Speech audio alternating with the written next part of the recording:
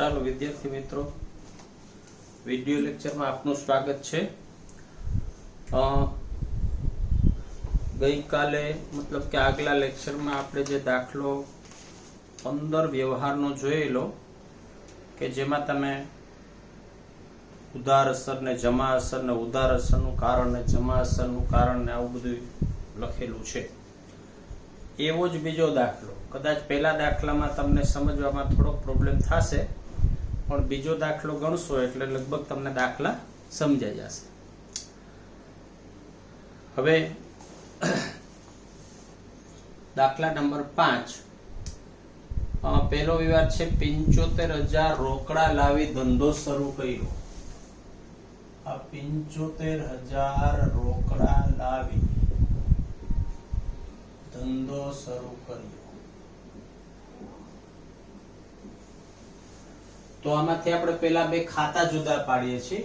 બે ખાતા, દરેક વ્યવહારમાં બે ખાતા હોય છે। બે ખાતા તમારે શોધવાના।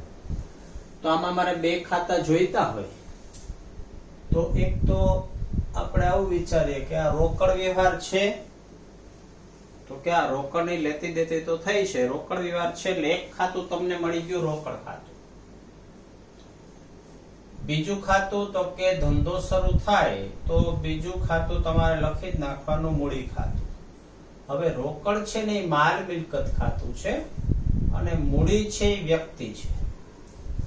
હવે ક્યુ ખાતું ઉધાર કરવું, ક્યુ ખાતું જમા કરવું, એના માટે તમારી પાસે ઉધાર જમાના નિયમો છે। નિયમ મુજબ જો માલ મિલકત ખાતું હોય તો માલ મિલકતનો નિયમ લગાવવાનો, વ્યક્તિ ખાતું હોય તો વ્યક્તિ ખાતાનો નિયમ લગાવવાનો। હું રોકડ ને માલ મિલકત ખાતાનો નિયમ લગાવું છું। માલ મિલકતનો ખાતાનો નિયમ છે આવે તે ઉધાર ને જાય તે જમા।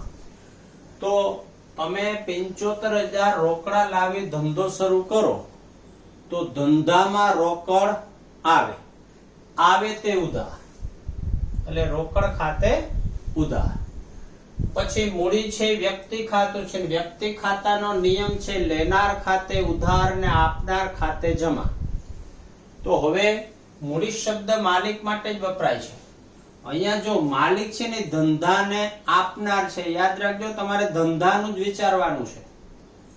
માલિક છે ધંધાને આપનાર છે ને આપનાર ખાતે જમા। તો રોકડ ખાતે ઉધાર, અહીંયા આપણે લખશું કે રોકડ ખાતે ઉધાર, અહીંયા લખશું મૂડી ખાતે જમા। જો તમે દાખલો ઉતારેલો છે, મેં અગાઉ તમને મોકલી દીધો છે, તમે દાખલો ઉતારી લીધો હશે ને હવે લેક્ચર તમારે નોટ ખુલ્લી રાખી તમારે લેક્ચર સાંભળવાનો છે। હવે શા માટે રોકડ ખાતું ઉધાર? તો ઉધાર અસરનું કારણ છે રોકડ આવે છે। શા માટે મૂડી ખાતું જમા? તો કે માલિક આપનાર છે। બીજો વ્યવહાર 2,000 પૂજાનો ખર્ચ થયો। તમે ધંધો શરૂ કર્યો તો 2,000 રૂપિયા પૂજાનો ખર્ચ થયો। હવે વિચારો રોકડ વ્યવહાર છે તો કે આ પૂજાનો ખર્ચ થયો, પૂજાનો ખર્ચ થયો તમે ક્યારે કહો કે ધંધો સ્ટાર્ટ થયો હશે, તમે કઈક ધંધામાં ધાર્મિક વિધિ કે કરાવી હશે અને 2,000 રૂપિયા ખર્ચ થયો હશે, એટલે રોકડ વ્યવહાર તો છે। તો એક ખાતું તમને મળી ગયું રોકડ ખાતું, અને બીજું તમારે લખવાનું છે પરચુરણ ખર્ચ ખાતું। રોકડ છે માલ મિલકત છે ને પરચુરણ ખર્ચ છે ઉપજ ખર્ચ છે। રોકડ ને હું માલ મિલકત નો નિયમ લગાવું છું, આવે તે ઉધાર જાય તે જમા। હવે 2,000 રૂપિયા પૂજાનો ખર્ચ થયો તો તમારા ધંધામાંથી રોકડ જાય, જાય તે જમા। ઉપજ ખર્ચનો નિયમ છે ખર્ચા ઉધાર ને આવકો જમા। તો પૂજાનો ખર્ચ છે તમારો ખર્ચ છે, ખર્ચા ઉધાર આવકો જમા। તો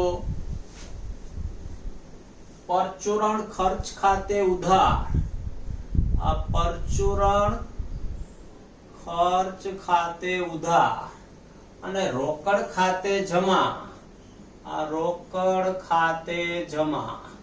ઉધાર અસરનું કારણ છે પેઢીનો ખર્ચ છે, જમાસનનું કારણ છે રોકડ જાય છે.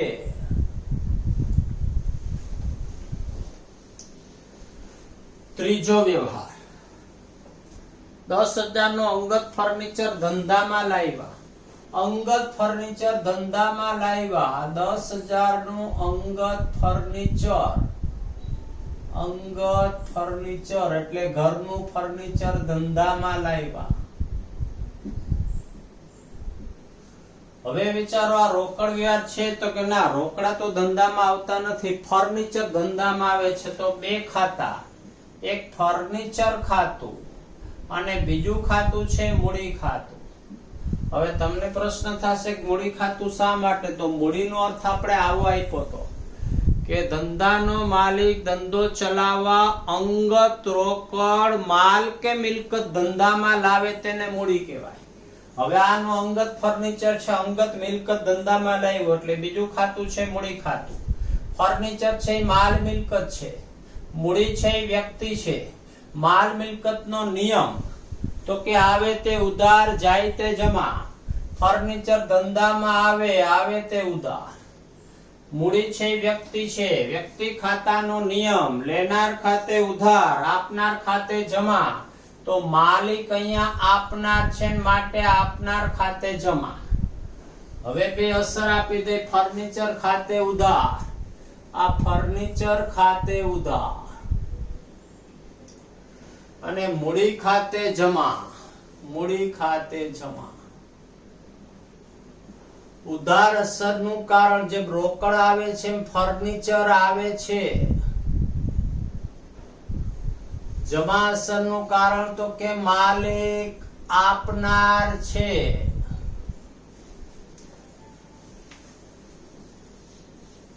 ચોથું, 30,000 સ્ટેટ બેંક ઓફ ઇન્ડિયામાં ભર્યા. સીધો સાધો વ્યવહાર છે, 30,000 બેંકમાં ભર્યા. હવે બેંકમાં રૂપિયા ભરો તો વિચારો રોકડ વ્યવહાર છે તો કે આ રોકડ વ્યવહાર છે. તો એક તો તમને ખાતું મળી ગયું, રોકડ ખાતું, અને બીજું છે બેંક ખાતું. રોકડ છે માલ મિલકત છે, બેંક છે વ્યક્તિ છે. માલ મિલકતનો નિયમ તો કે આવે તે ઉધાર, જાય તે જમા. તમે રોકડા બેંકમાં ભરો તો ધંધામાં રોકડા આવે કે જાય? તો કે જાય, જાય તે જમા. બીજું વ્યક્તિ ખાતાનો નિયમ, વ્યક્તિનો નિયમ છે લેનાર ખાતે ઉધાર, આપનાર ખાતે જમા. બેંકમાં રૂપિયા ભરો તો બેંક લેનાર કે આપનાર? તો કે લેનાર.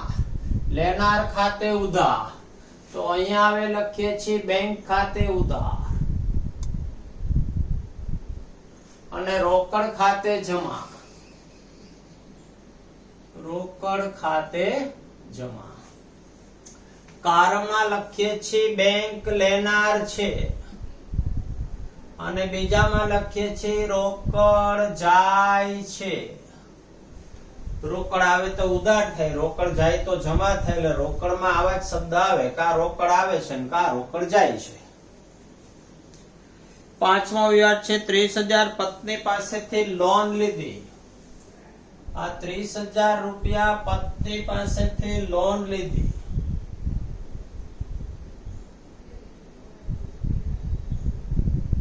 હવે આ રોકડ વ્યવહાર છે તો કે આ રોકડ વ્યવહાર છે, પત્ની પાસેથી લોન લ્યો તો રોકડ તો ધંધામાં આવે. રોકડ વ્યવહાર છે એક રોકડ ખાતું, એક પત્નીની લોન ખાતું. રોકડ છે માલ મિલકત છે, પત્નીની લોન છે વ્યક્તિ છે. માલ મિલકતનો નિયમ તો કે આવે તે ઉધાર, જાય તે જમા. તો તમારા ધંધામાં તો રોકડા આવે છે, આવે તે ઉધાર. પત્નીની લોન છે વ્યક્તિ, વ્યક્તિ ખાતાનો નિયમ લેનાર ખાતે ઉધાર, આપનાર ખાતે જમા. પત્ની લેનાર કે આપનાર? તો કે આપનાર. તો રોકડ ખાતે ઉધાર, આ રોકડ ખાતે ઉધાર. અને પત્નીની લોન ખાતે જમા, આ પત્નીની લોન ખાતે જમા. કારણમાં લખીએ છીએ રોકડ આવે છે અને બીજામાં લખી છે જમા અસરનું કારણ છે પત્ની આપનાર છે, લોન આપનાર છે એટલે પત્ની આપનાર છે. છઠ્ઠું છે 20,000 ની ખરીદી કરી નાણાં ચેક થી ચૂકવા. આ 20,000 ની ખરીદી કરી, યાદ રાખજો ખરીદી કરી એટલે માલની જ ખરીદી કરી અને નાણાં પાછા ચેક થી ચૂકવા. હવે આ રોકડ વ્યવહાર છે તો કે ના રોકડ વ્યવહાર નથી, ચેક નો વ્યવહાર છે. હવે તમે યાદ રાખ્યું છે રોકડના વ્યવહારમાં એક ખાતું રોકડ ખાતું હોય જ, ઉધારના વ્યવહારમાં એક ખાતું વ્યક્તિ ખાતું હોય જ, એમ ચેકના વ્યવહારમાં એક ખાતું બેંક ખાતું હોય જ. તો તમારે પહેલું ખાતું લખું છું એક ખરીદ ખાતું અને બીજું છે બેંક ખાતું. ખરીદ ખાતું તો કે માલ મિલકત ખાતું છે, બેંક છે વ્યક્તિ છે. હવે માલ મિલકત નો નિયમ આવે તે ઉધાર જાય તે જમા. તમે માલની ખરીદી કરો તો ધંધા માલ આવે કે જાય તો કે આવે, આવે તે ઉધાર. વ્યક્તિ ખાતાનો નિયમ લેનાર ખાતે ઉધાર આપનાર ખાતે જમા. તમે ચેક થી નાણાં ચૂકવો એટલે તમારા વતી બેંક રૂપિયા આપે, આપનાર, આપનાર ખાતે જમા. તો ખરીદ ખાતે ઉધાર, આ ખરીદ ખાતે ઉધાર અને બેંક ખાતે જમા, આ બેંક ખાતે જમા. કારણમાં લખીએ છીએ માલ ધંધામાં આવે છે અને બેંક આપનાર છે.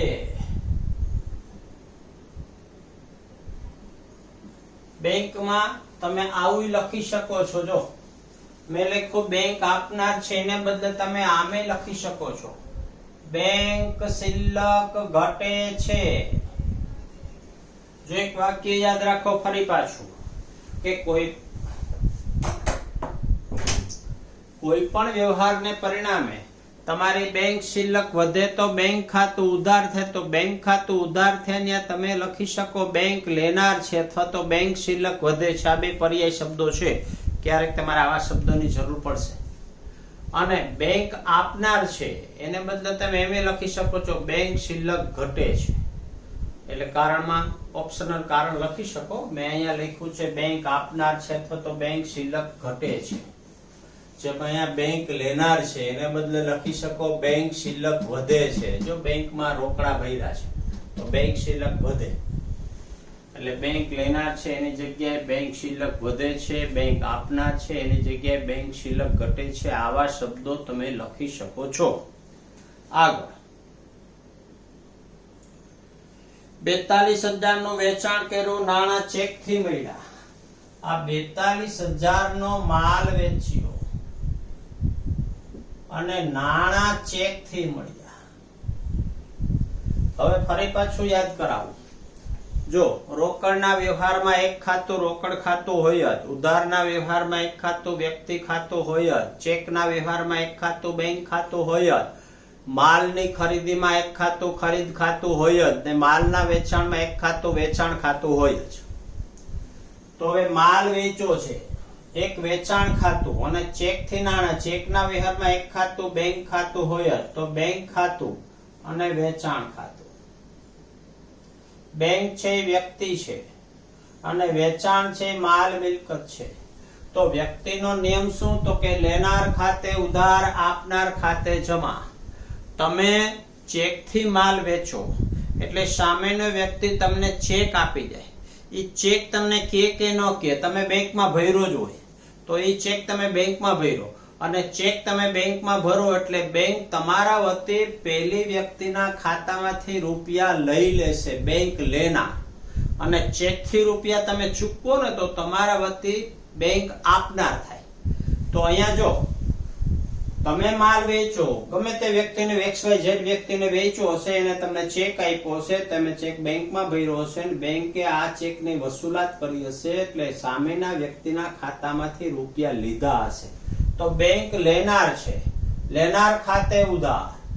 માલ મિલકત ખાતાનો નિયમ આવે તે ઉધાર જાય તે જમા તો માલનું વેચાણ કરો ત્યારે ધંધામાંથી માલ જાય તો 42,000 નો માલ વેચો અહીંયા લખીએ છીએ બેંક ખાતે ઉધાર આ બેંક ખાતે ઉધાર વેચાણ ખાતે જમા આ વેચાણ ખાતે જમા કારણમાં એ લખીએ છીએ બેંક લેનાર છે એને બદલા લખી શકો છો બેંક શિલ્લક વધે છે લખી શકાય આવું અને માલ જાય છે માલ ધંધામાંથી જાય છે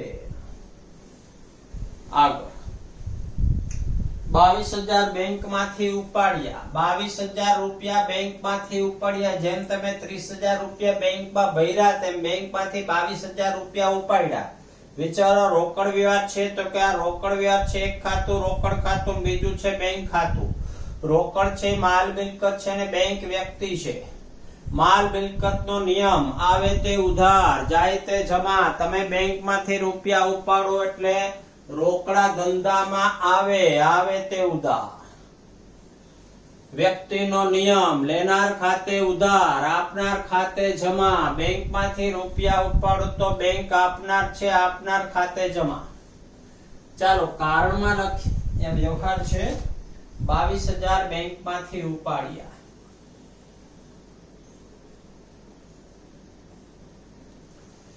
તો રોકડ ખાતે ઉધાર આ રોકડ ખાતે ઉધાર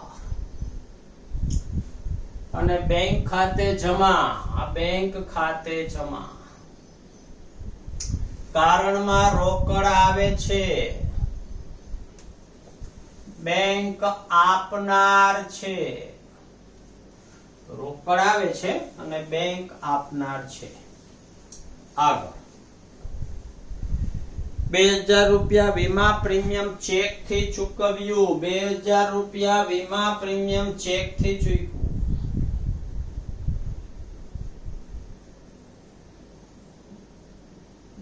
હવે વીમા પ્રીમિયમ ચેક થી ચૂકવો ચેક શબ્દ આવે એટલે એક તો બેંક ખાતું છે બીજું છે વીમા પ્રીમિયમ ખાતું બેંક છે વ્યક્તિ છે અને વીમા પ્રીમિયમ છે ઉપજ ખર્ચ ખાતું છે વ્યક્તિનો નિયમ લેનાર ખાતે ઉધાર આપનાર ખાતે જમા તમે વીમા પ્રીમિયમ ચેક થી ચૂકવો એટલે બેંક આપનાર છે તો આપનાર ખાતે જમા વીમા પ્રીમિયમ ઉપજ ખર્ચ ખાતું ઉપજ ખર્ચનો નિયમ છે ખર્ચા ઉધાર ને આવકો જમા તો વીમા પ્રીમિયમ ચૂકવો એ તમારો ખર્ચ છે તો ચાલો બે ખાતા વીમા પ્રીમિયમ ખાતે ઉધાર આ વીમા પ્રીમિયમ ખાતે ઉધાર અને બેંક ખાતે જમા આ બેંક ખાતે જમા કારણમાં લખી છે પેઢીનો ખર્ચ છે અને બેંક આપનાર છે જો બેંક આપનાર છે ત્યાં તમે લખી શકો છો બેંક શિલ્લક ઘટે છે આવા શબ્દો લખવા હોય તો લખી શકો છો આગળ 10મો વ્યવહાર છે 3500 દલાલીના મળ્યા આ 3500 રૂપિયા દલાલીના મળ્યા હવે આ રોકડ વ્યવહાર છે તો કે આ રોકડ વ્યવહાર છે તો એક ખાતું તો રોકડ ખાતું મળી ગયું બીજું ખાતું દેખાય છે દલાલી ખાતું રોકડ છે માલ મિલકત છે દલાલી છે વ્યક્તિ છે માલ મિલકત નો નિયમ આવે તે ઉધાર જાય તે જમા દલાલીના તમને મળે તો રોકડ ધંધામાં આવે કે જાય તો કે આવે તે ઉધાર દલાલી ખાતું છે એ ઉપજ ખર્ચ ખાતું છે ઉપજ ખર્ચ ખાતાનો નિયમ ખર્ચા ઉધાર આવકો જમા હવે દલાલીના મળ્યા તો દલાલી તો તમારી આવક છે ને ઉપજ ખર્ચ ખાતાનો નિયમ છે આવકો જમા તો ચાલો રોકડ ખાતે ઉધાર આ રોકડ ખાતે ઉધાર અને દલાલી ખાતે જમા આ દલાલી ખાતે જમા. કારણમાં લખી છે રોકડ આવે છે અને જમાસનનું કારણ લખે છે પેઢીની આવક છે. જો દલાલી ના મળ્યા તો દલાલી તો પેઢીની આવક છે. આગળ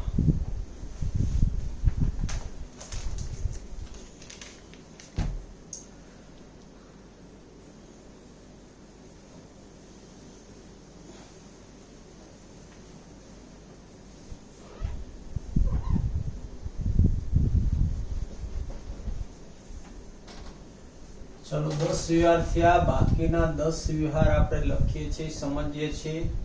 તમે ચોપડામાં લખી લીધું છે, હવે તમારે માત્ર સમજવાનું છે. મારા ખ્યાલથી પહેલા કરતા બીજો દાખલો તમને વ્યવસ્થિત અને વધુ સમજાશે. આપણે જે લખીએ છીએ નિયમો, એ 3 નિયમ છે. એ 3 નિયમો પર જ આખું નામું છે. જે 3 નિયમ મેં બાજુમાં બતાવેલા છે એ જ નિયમ મુજબ આપણે ઉધાર જમા કરીએ છીએ. 20 વ્યવહારનો દાખલો છે. 10 વ્યવહાર થઈ ગયા, બાકીના 10 વ્યવહાર. એમાં 11મો વ્યવહાર છે 12,000 નો માલ દાણીને વેચો, નાણાં ચેક થી મળ્યા. આ 12,000 નો માલ દાણીને વેચો અને નાણાં ચેક થી મળ્યા. હવે ચેક શબ્દ આવે એટલે બેંક શબ્દ આવશે. અને મેં તમને અગાઉ કીધું, જો માલ વેચો તો એક ખાતું વેચાણ ખાતું લખી જ નાખવાનું. માલ ખરીદો તો ખરીદ ખાતું લખી જ નાખવાનું. તો માલ વેચો છે વેચાણ ખાતું. કદાચ તમને પ્રશ્ન થશે કે સાહેબ આ દાણી શબ્દ ના આવે, વ્યક્તિનું નામ, તો વિચારા ઉધાર વ્યવહાર છે, તો ના ઉધાર વ્યવહાર તો નથી. તો ઉધારનો વ્યવહાર તો વ્યક્તિ નામ આવે. એટલે અહીંયા તમને ખાતા છે ને 3 દેખાશે, દાણી ખાતું દેખાશે, પણ ઉધાર વ્યવહાર હોય તો જ વ્યક્તિ નામ આપણે લખાય. તો બેંક ખાતું, વેચાણ ખાતું. બેંક છે વ્યક્તિ છે, વેચાણ છે માલ મિલકત છે. વ્યક્તિ ખાતાનો નિયમ, લેનાર ખાતે ઉધાર, આપનાર ખાતે જમા. તમે દાણીને માલ વેચો, દાણી તમને ચેક આપે, ચેક તમે બેંકમાં ભર્યો, બેંક તમારા વતી દાણીના ખાતામાંથી રૂપિયા લેનાર છે, તો લેનાર ખાતે ઉધાર. પછી વેચાણ છે માલ મિલકત છે, માલ મિલકતનો નિયમ, આવે તે ઉધાર, જાય તે જમા. જ્યારે જ્યારે તમે માલનું વેચાણ કરો ત્યારે માલ ધંધામાંથી જાય તે જમા. તો બેંક ખાતે ઉધાર, અહીંયા લખું છું બેંક ખાતે ઉધાર. અને વેચાણ ખાતે જમા, આ વેચાણ ખાતે જમા. કારણમાં લખીએ છીએ બેંક લેનાર છે, એને બદલે શું લખી શકાય? તો કે બેંક શિલ્લક વધે છે અને માલ ધંધામાંથી જાય છે. આગળ 12મો વ્યવહાર. 8,000 નો માલ દીપક પાસેથી ખરીદ્યો, નાણાં ચેક થી ચૂકવા. 8,000 નો માલ દીપક પાસેથી ખરીદ્યો અને નાણાં ચેક થી ચૂકવા. હવે દીપક પાસેથી માલ ખરીદો એટલે એક તો તમને ખરીદ ખાતું મળી ગયું, બીજું ખાતું બેંક ખાતું દેખાય છે. ખરીદી છે માલ મિલકત ખાતું છે અને બેંક છે વ્યક્તિ છે. માલ મિલકત નો નિયમ, આવે તે ઉધાર, જાય તે જમા. તમે જ્યારે જ્યારે માલની ખરીદી કરો ત્યારે માલ ધંધામાં આવે તે ઉધાર. વ્યક્તિનો નિયમ છે લેનાર ખાતે ઉધાર, આપનાર ખાતે જમા. જો તમે દાણી પાસેથી માલ ખરીદો, નાણાં તમે ચેક થી ચૂકવો એટલે બેંક તમારા વતી રૂપિયા આપનાર છે. ચેક થી નાણાં ચૂકવો ત્યારે બેંક હંમેશા આપનાર છે અને ચેક તમને મળે તો બેંક હંમેશા તમારા વતી નાણાં લેનાર છે. તો ખરીદ ખાતે ઉધાર, આ ખરીદ ખાતે ઉધાર. બેંક ખાતે જમા, આ બેંક ખાતે જમા. કારણમાં તો કે માલ ધંધામાં આવે છે આ માલ ધંધામાં આવે છે અને બેંક આપનાર છે. તમારા વતી બેંક રૂપિયા આપનાર છે. 2500 ધંધામાંથી અંગત ઉપયોગ માટે ઉપાડ્યા.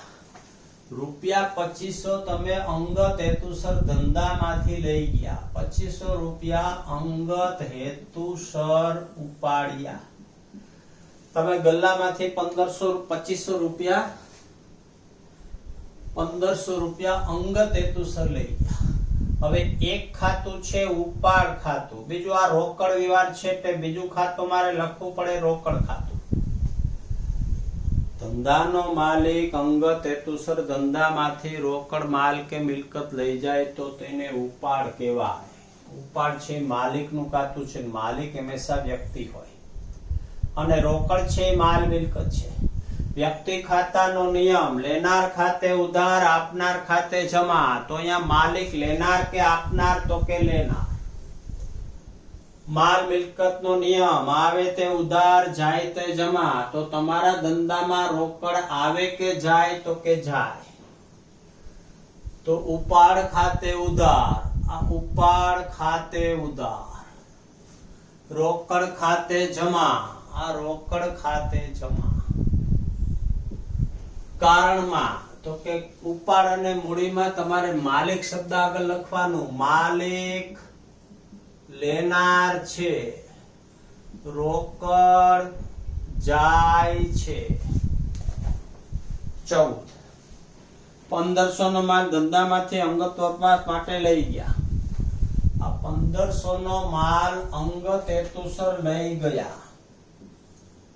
આ 1500 નો માલ અંગત હેતુસર લઈ ગયા. હવે જો આની અગાઉના વ્યવહારમાં રોકડા અંગત હેતુસર લઈ ગયા હતા, અહીંયા તમે માલ અંગત હેતુસર લઈ જાઓ છો. તમે રોકડા લઈ જાઓ ધંધામાંથી કે માલ લઈ જાઓ, તમે તો ધંધામાંથી ઉપાડ કર્યો કહેવાય. એટલે એક ખાતું મને દેખાય છે ઉપાડ ખાતું, અને બીજું છે ઉપાડ થી ગયેલ માલ ખાતું. ઉપાડ છે વ્યક્તિ છે ને ઉપાડ થી ગયેલ માલ માલ મિલકત છે. વ્યક્તિ ખાતાનો નિયમ લેનાર ખાતે ઉધાર, આપનાર ખાતે જમા. તો અહીંયા માલિક લેનાર કે આપનાર? તો કે લેનાર. લેનાર ખાતે ઉધાર. માલ મિલકત નો નિયમ છે આવે તે ઉધાર, જાય તે જમા. ઉપાડ થી તમારા ધંધામાં માલ આવે કે જાય? તો કે જાય. તો ઉપાડ ખાતે ઉધાર, આ ઉપાડ ખાતે ઉધાર. ઉપાડ થી ગયેલ માલ ખાતે જમા. ઉપાડ થી ગયેલ માલ ખાતે જમા. કારણમાં માલિક લેનાર છે, આ માલિક લેનાર છે. બીજામાં માલ ધંધામાંથી જાય છે, માલ ધંધામાંથી જાય છે. 2000 નું ડિવિડન્ડ ચેક થી મળ્યું, ચેક બેંકમાં ભર્યો. આ 2000 નું ડિવિડન્ડ મળ્યું, ડિવિડન્ડ ચેક થી મળ્યું અને ચેક બેંકમાં ભર્યો. આ વધારાના શબ્દો છે, બાકી ડિવિડન્ડ ચેક થી મળે એટલે ચેક તમારે બેંકમાં ભરવાનો હોય જ. હવે બેંક શબ્દ ચેક શબ્દ આવે એટલે એક ખાતું તો બેંક ખાતું મળી ગયું, બીજું ખાતું છે ડિવિડન્ડ ખાતું. ડિવિડન્ડ તમારા માટે કદાચ નવો શબ્દ છે.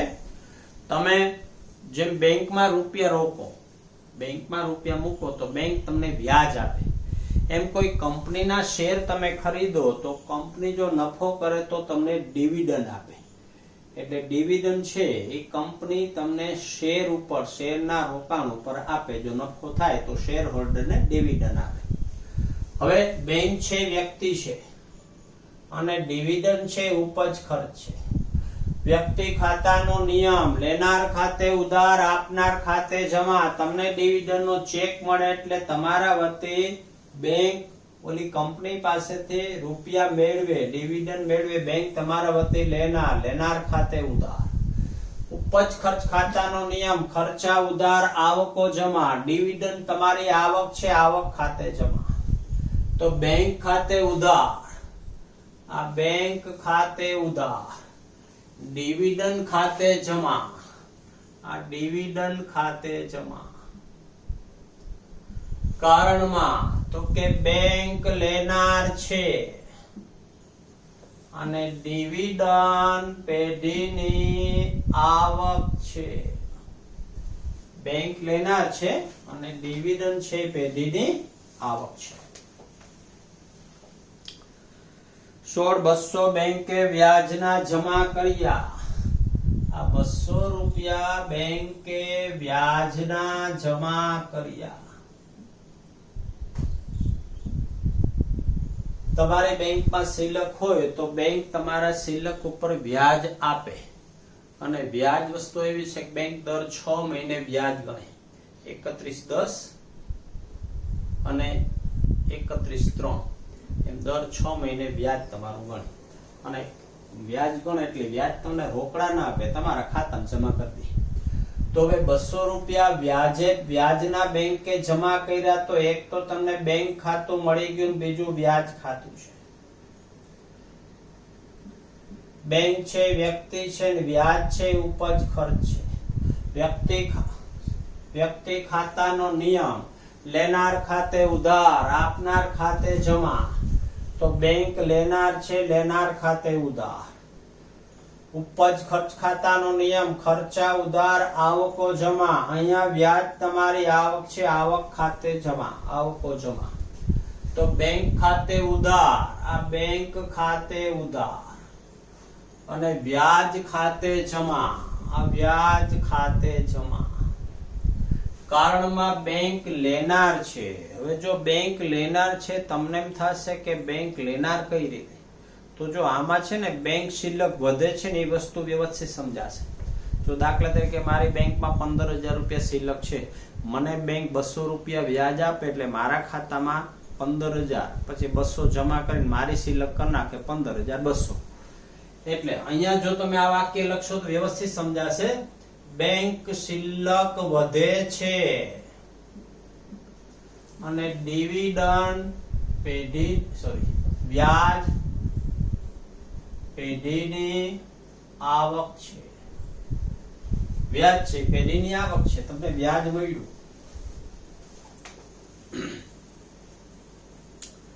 17,100 બેંકે બેંક ચાર્જના ઉધાર્યા. ₹100 બેંકે બેંક ચાર્જના ઉધાર્યા.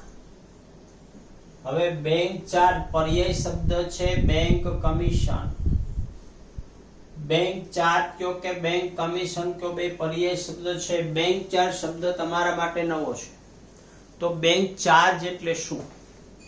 તો કે બેંક તમારા વતી બારગામના ચેક વસૂલ કરી આપે, એ બદલ તમારી પાસે જે કઈ ચાર્જ વસૂલ કરે ને બેંક ચાર્જ કહેવાય.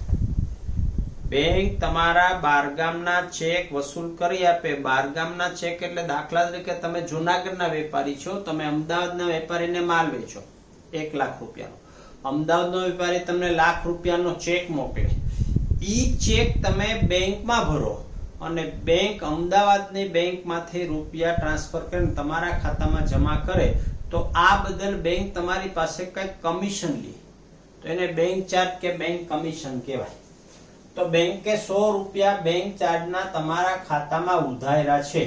બેંક ચાર્જ એટલે બારગામના ચેક વસૂલ કરી આપવા બદલ બેંક જે કઈ તમારી પાસેથી ચાર્જ વસૂલ કરે ને બેંક ચાર્જ કે બેંક કમિશન કહેવાય. તો એક છે બેંક ખાતું, એક છે બેંક ચાર્જ ખાતું અને એક છે બેંક ખાતું.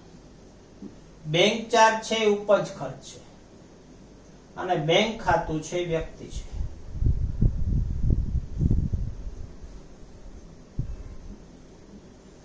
હવે ઉપજ ખર્ચનો નિયમ, ખર્ચા ઉધાર, આવકો જમા. બેંક ચાર્જ છે તમારા માટે તો ખર્ચ છે, ખર્ચા ઉધાર. પછી વ્યક્તિનો નિયમ, લેનાર ખાતે ઉધાર, આપનાર ખાતે જમા.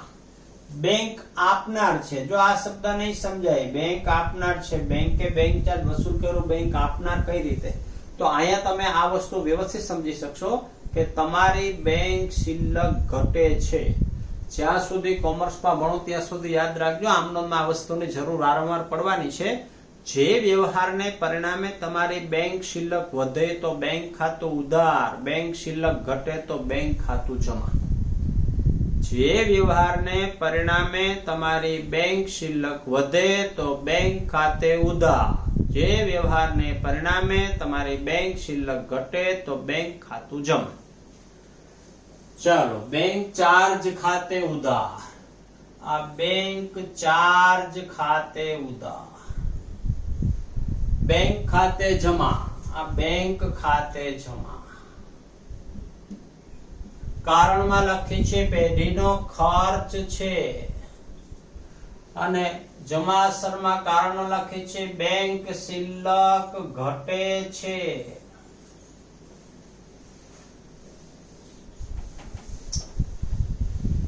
300 રૂપિયા મજૂરીના ચૂકવા. આ રૂપિયા 300 મજૂરીના ચૂકવ્યા.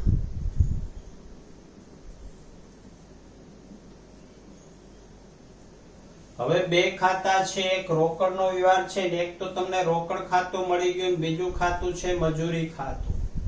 એક મજૂરી ખાતું, એક રોકડ ખાતું. મજૂરી છે તો કે ઉપજ ખર્ચ ખાતું છે, રોકડ છે તો કે માલ મિલકત છે. ઉપજ ખર્ચનો નિયમ ખર્ચા ઉધાર, આવકો જમા. મજૂરી પેઢીનો ખર્ચ છે, ખર્ચા ઉધાર. માલ મિલકતનો નિયમ આવે તે ઉધાર, જાય તે જમા. રોકડ આવે કે જાય તો કે જાય. તો મજૂરી ખાતે ઉધાર. આ મજૂરી ખાતે ઉધાર. રોકડ ખાતે જમા. આ રોકડ ખાતે જમા. કારણમાં પેઢીનો ખર્ચ છે, અને રોકડ જાય છે. મજૂરીના ચૂકવો એટલે તમારા ધંધામાંથી રોકડ જાય. આગળ, લોનનું વ્યાજ 350 ચૂકવ્યું. લોનનું વ્યાજ ચૂકવ્યું. રૂપિયા 350 લોન વ્યાજ ચૂકવ્યું. હવે આ રોકડ વ્યવહાર છે તો કે આ રોકડ વ્યવહાર છે તો એક ખાતું મને મળી ગયું રોકડ ખાતું, બીજું છે લોન વ્યાજ ખાતું. રોકડ છે માલ મિલકત છે, લોન વ્યાજ છે ઉપજ ખર્ચ છે. માલ મિલકતનો નિયમ આવે તે ઉધાર, જાય તે જમા. તમે લોનનું વ્યાજ ચૂકવો તો તમારા ધંધામાં રોકડ આવે કે જાય તો કે જાય. ઉપજ ખર્ચનો નિયમ ખર્ચા ઉધાર, આવકો જમા. લોનનો વ્યાજી ખર્ચ કે આવક તો કે ખર્ચ. ચાલો, તો લોન વ્યાજ ખાતે ઉધાર. આ લોન વ્યાજ ખાતે ઉધાર. રોકડ ખાતે જમા. રોકડ ખાતે જમા. કારણમાં તો કે પેઢીનો ખર્ચ છે, અને રોકડ જાય છે. છેલ્લો 20મું યંત્ર ખરીદ્યું રૂપિયા 12,000. 12,000 નું યંત્ર ખરીદ્યું. આ 12,000 રૂપિયાનું યંત્ર ખરીદ્યું. હવે અહીંયા તમને થશે કે એમાં ખરીદ ખાતું શબ્દ લખાય. યાદ રાખજો, અહીંયા ખરીદ ખાતું શબ્દ ન લખાય. તો તમને એમ થશે કે આગળ તો આપણે ખરીદ ખાતું લખ્યું હતું. યાદ રાખજો, માલની ખરીદીમાં જ ખરીદ ખાતું લખાય. મિલકતની ખરીદીમાં ખરીદ ખાતું ન લખાય, મિલકતનું નામ લખાય. વળી પાછો તમને પ્રશ્ન થયો કે મિલકતની ખરીદી ખબર કેમ પડે? તો કે આ ખબર પડી. જો, યંત્ર ખરીદ્યું, ફર્નિચર ખરીદ્યું, મકાન ખરીદ્યું, આ બધી મિલકત છે. મિલકતનું નામ આપ્યું વ્યવહારમાં. માલ ખરીદીમાં માલ ખરીદ્યો શબ્દ આપ્યો. તો યંત્ર ખરીદ્યું, યાદ રાખજો, મિલકતની ખરીદી કરો તો મિલકતનું નામ લખાય, ખરીદ ખાતું ન લખાય. એટલે એક ખાતું છે યંત્ર ખાતું, બીજું આ રોકડ વ્યવહાર છે રોકડ ખાતું. બે માલ મિલકત ખાતા છે. જો, એક જ નિયમમાં ઉધાર જમા થઈ જશે. માલ મિલકતનો નિયમ શું આવે તે ઉધાર, જાય તે જમા. તમે યંત્ર ખરીદો તો શું આવે? તો કે યંત્ર આવે. શું જાય? તો કે રોકડ જાય. તો યંત્ર ખાતે ઉધાર. આ યંત્ર ખાતે ઉધાર. રોકડ ખાતે જમા. આ રોકડ ખાતે જમા. કારણમાં તો કે યંત્ર આવે છે, યંત્ર ખરીદો, તમારા ધંધામાં યંત્ર આવે અને રોકડ જાય છે. ચલો 20 વ્યવહાર છે. જો ન સમજાય તો ફરી પાછા 2 લેક્ચર સામે તમારો ચોપડો રાખીને 2 લેક્ચર ફરી પાછા સમજજો એટલે સમજાઈ જશે.